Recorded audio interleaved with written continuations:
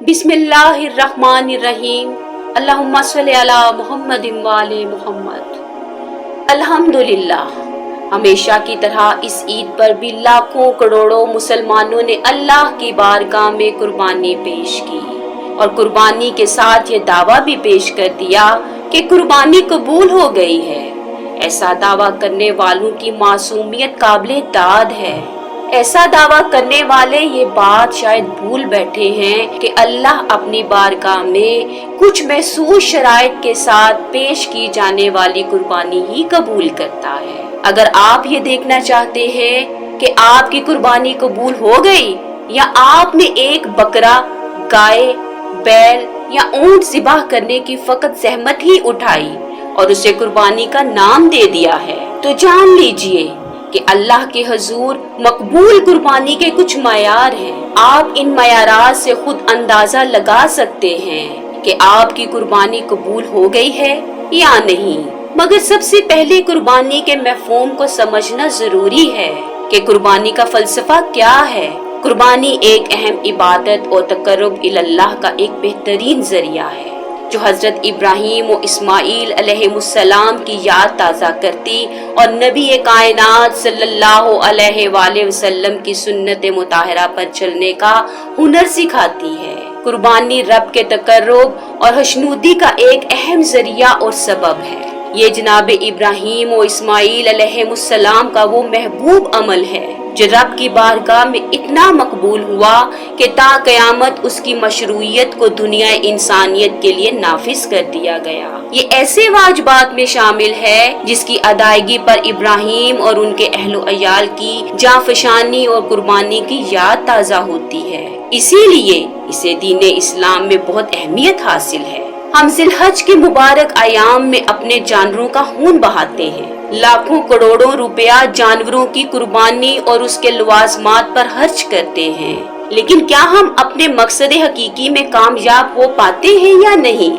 या सिर्फ हमारे पैसे यूं ही जाया और बर्बाद हो जाते हैं। जबकि हमारी कुर्बानियों का हकीकी मकसद सिर्फ ये होना चाहिए कि हमारा मालिक हमसे उनके बदले राजी और खुश हो जाए और हम अपने हकीकी मकसद में कामयाब और इम्तिहान में पास हो जाएं। आइए देखते हैं कि वो कौन सी रुकावटें हैं जिनकी वजह से हमारी कुर्बानियां रब की बारगाह में मकबूल नहीं हो पाती। हमें मालूम होना चाहिए कि कोई भी इबादत हाँ बदनी हो या माली जो एहलास से आरी होगी वो रब की बारगाह में शर्फ़े कबूलियत हासिल नहीं कर सकती, चाहे उसका मामला कुर्बानी और हज से हो या किसी और इबादत से। अगर कोई इंसान हर साल हज करता है, बीसियों बकरे ज़िबह करता है, खुद उसका गोश्त खाता और गरीबों, बेवाओं, यतीमों और मुसाफिरों, मांगने वालों को खिलाता है, लेकिन अगर उसकी कुर्बानी में हलूस नहीं है बल्कि उसका मकसद रियाकारी, नामो नमूद और गोश्त खोरी है, तो यकीनन वो अपने मकसद में कभी भी कामयाब नहीं हो सकता। जैसा कि अल्लाह का फरमान है कि अल्लाह ताला को कुर्बानियों के गोश्त नहीं पहुँचते और ना उनके खून, बल्कि उसे तो सिर्फ तुम्हारे दिल की परहेजगारी पहुँचती है। अगर बंदे की नीयत में खोट और फतूर है तो इंसान को उसका कुछ बदला नहीं मिलेगा, बल्कि वो हसारा उठाने वालों में से होगा और उसके तमाम एमाल जाया हो जाएंगे। अफजल तो ये है कि कुर्बानी के गोश्त के 3 हिस्से किए जाएं, जिनमें एक हिस्सा जाती इस्तेमाल के लिए, दूसरा हिस्सा अजीजो अकारब के लिए और तीसरा हिस्सा फकीर और नादारों पर सर्फ किया जाए। सारा गोश्त रज़ाए इलाही के लिए मुस्तहकीन को दे देना आला दर्जे की नेकी है। अगर खुद ज्यादा जरूरतमंद है तो कुल या अक्सर गोश्त जाती इस्तेमाल में लाने की रुख्सत तो इजाजत है, लेकिन ये कुर्बानी के रूह के मुनाफी है। अब देखना ये है कि हमने कुर्बानी का गोश्त कैसे तकसीम किया। कहीं ऐसा तो नहीं कि हमारे दरवाजे पर कोई गोश्त लेने आया और उससे खाली हाथ लौट जाना पड़ा। अगर तो हमारे डीप फ्रीजर वगैरह गोश्त से अटे पड़े हैं तो यकीन कीजिए कि हमने सिर्फ गोश्त के लिए जानवर ज़िबह किया है। ऐसी कुर्बानी अल्लाह के यहाँ कतई गैर मकबूल है, जिसमें गरीबों, नादारों और मुस्तहकीन का हिस्सा नहीं निकाला गया। हलाल कमाई कुर्बानी की मकबूलियत की अहम शर्त है। अगर इंसान रिज़्क़े हलाल का एहतमाम नहीं करता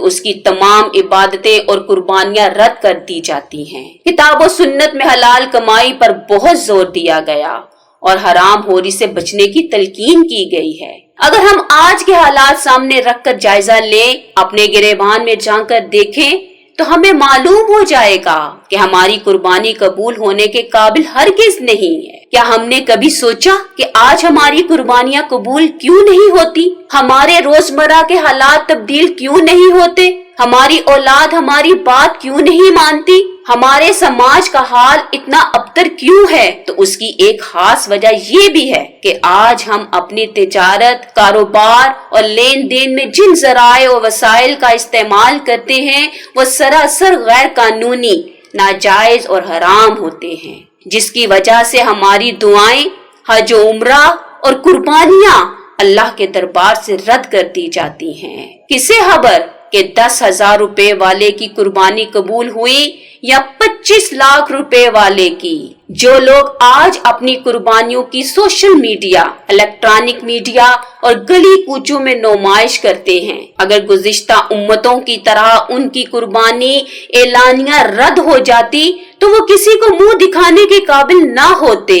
ناجائز امور تجارت، سودی کاروبار اور لین دین سے اجتناب نہیں کیا گیا تو ہماری تمام قربانیاں، حج و عمرہ، زکوٰۃ و خیرات اور دیگر اعمال حسنہ ضائع و برباد ہو جائیں گے۔ حکم خداوندی ہے، اے ایمان والو، اللہ اور اس کے رسول کی اطاعت کرو اور اپنے اعمال کو ضائع نہ کرو۔ لہٰذا ہمیں ان تمام امور کا خاص خیال رکھنا چاہیے تاکہ ہماری نیکیاں، اعمال صالح اور قربانیاں اللہ کے دربار میں مقبول ہو سکے۔ اللہ ہماری اصلاح فرمائے اور ہماری نیتوں میں خلوص پیدا کرے۔ ہمیں رزق حلال کی توفیق اور سنت محمد و آل محمد کی روشنی میں زندگی گزارنے کی توفیق بخشے۔ اللہم صلی علی محمد و آل محمد۔